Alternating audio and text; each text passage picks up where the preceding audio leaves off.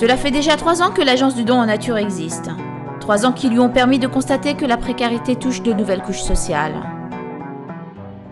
Alors, nous travaillons avec ADN en fait depuis près de 3 ans maintenant. ADN souhaitait revenir sur la précarité et la précarité en France, comprendre en fait qui sont les gens qui se retrouvent en situation de précarité et puis essayer de mettre des visages, essayer de définir un peu mieux de qui on parle, quels sont leurs besoins, comment ils vivent, quelles sont les évolutions récentes en matière de précarité.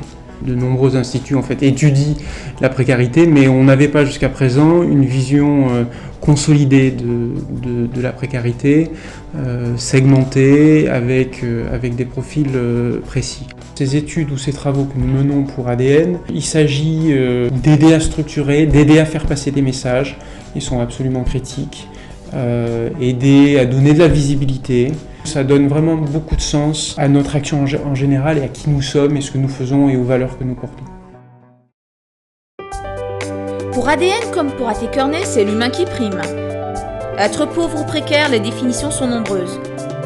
Les personnes sont précaires quand elles ne peuvent pas assurer leur subsistance par leur travail ou qu'elles survivent avec des ressources extrêmement faibles. Leur situation est précaire dans des conditions de logement souvent dégradantes. Le seul point commun à ces précarités, c'est la privation et l'angoisse des fins de mois. On a raisonné autour des niveaux de revenus et on s'est posé la question de est-ce que nécessairement quand on a un travail, on est à l'abri de la précarité. Les sans-abri et les gens qui sont clairement en très grande précarité ne sont pas pour autant des gens qui ne travaillent pas ou qui ne sont pas intégrés à la société. Donc on a identifié un premier segment de travailleurs pauvres. On a raisonné autour de l'âge. Est-ce qu'on est plutôt plus à l'abri de la précarité quand on est plus âgé? Et donc on a identifié un segment de seniors, si je puis dire, qui se trouvent malgré tout dans la précarité, bien que bénéficiant d'une retraite ou étant propriétaires de leur logement. On a toujours autour de l'âge, on a étudié les populations de moins de 25 ans et on s'est aperçu qu'il y avait effectivement un grand nombre de précaires diplômés relativement jeunes et donc on a essayé de mieux comprendre. On a raisonné autour de la famille et en particulier des familles monoparentales et on a constaté là aussi qu'on avait un grand nombre de familles et donc d'enfants qui se trouvaient en situation relativement précaire. On arrive à décrire les grandes caractéristiques de ces populations-là et on arrive à finalement remettre en cause quelque part les clichés habituels sur la précarité. Les accidents de vie sont multiples, leurs causes identifiables mais les conséquences involontaires. Des catégories socio-professionnelles improbables il n'y a pas si longtemps n'arrivent pas à joindre les deux bouts. Il a fallu comprendre pourquoi de nouveaux visages précaires naissent à l'aube du XXIe siècle et surtout bousculer les idées reçues quand la vie bascule.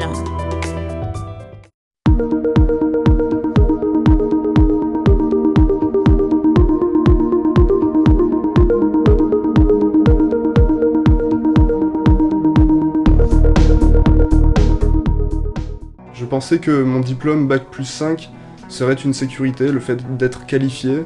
Pour la énième fois, je me retrouve en stage. Et c'est vrai que c'est un peu frustrant de ne pas pouvoir trouver un emploi. Et donc pour nous, c'est difficile parce qu'on se retrouve dans une situation qu'on ne maîtrise pas et au final, on peut pas vraiment changer les choses. Les entreprises ne veulent pas nous prendre, on ne peut rien faire. On a envie d'être indépendant aussi, ne plus dépendre de ses parents financièrement. On a envie de faire sa propre vie.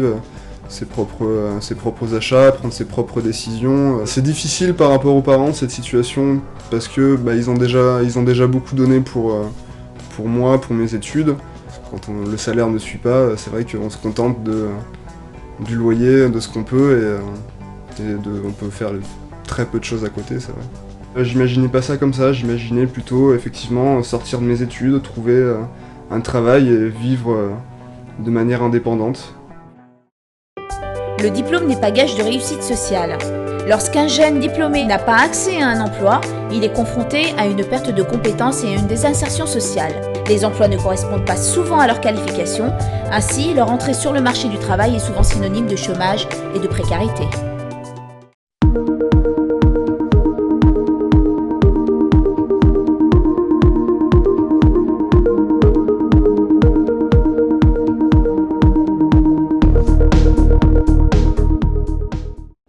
c'est pas évident.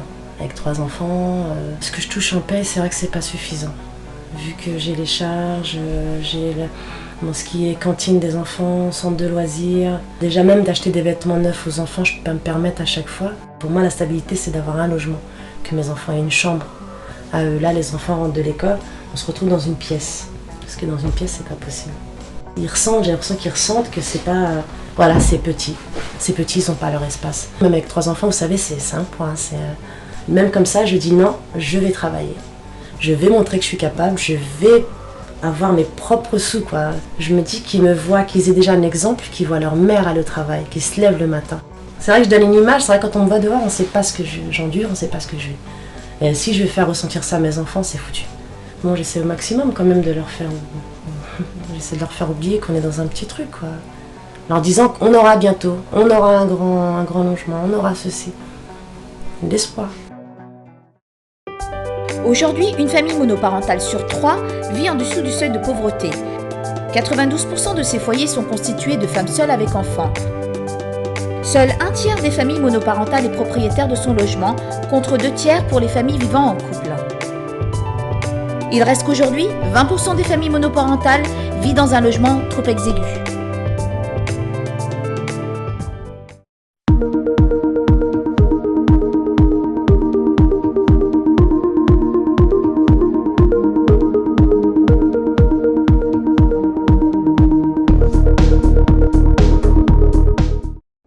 Pour moi, d'avoir un CDI signifie d'avoir son appartement, d'avoir une situation stable, de ne pas être dans une difficulté.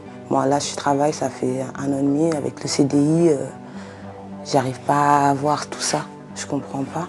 Pourtant, j'ai plus que le SMIC. Je travaille en plus de 35 heures. J'habite dans un foyer. Là, ça fait 1 an et demi que je suis ici. J'ai fait des demandes de logement, j'ai fait les démarches auprès de mon entreprise. Je n'arrive pas à trouver un logement normal parce que déjà dans mon entreprise, ils m'ont demandé d'être dans une situation mais vraiment précaire. Et j'arrive pas à trouver un appartement avec mon salaire. J'arrive pas à le trouver. Donc pour moi, je suis aussi dans une situation précaire. Je ne veux pas rester ici. J'avancerai pas dans ma vie pour moi. Un foyer, ça ne fait pas avancer, c'est pour un dépannage. Pour moi, ça marchera parce que je vais me battre et je ne vais pas rester comme ça. La pauvreté en emploi est un phénomène relativement nouveau. Le salaire est légèrement supérieur, mais reste néanmoins insuffisant pour procurer aux travailleurs pauvres et sa famille un niveau de vie supérieur au seuil de pauvreté. Être en CDI n'est plus gage de réussite sociale.